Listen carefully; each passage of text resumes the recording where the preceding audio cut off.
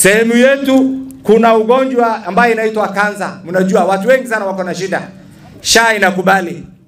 Sisi wa Somali kuna methali, uongo saa zingine ikikimbia hata ukisema ukweli kuishika inakuanga ngumu. Sisi ni Waislamu. Na mimi nimeona mambo mengi katika Kenya. Zile inaitwa SHA bima ina faida nyingi sana, na msisikize uongo.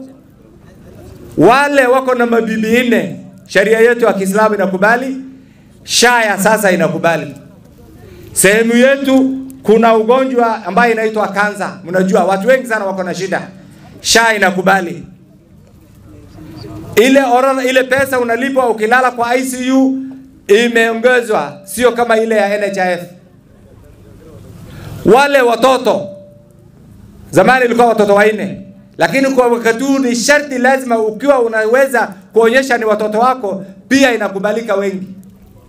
Kwa hivyo ningependa nyinyi wa Jalas msisikize propaganda, mwende mjijasili, mjiandikishe kwa SHA ili wale wetu ambao wako na shida pia wapate faida ya kwa hospitali, na tunaombea wapate afueni.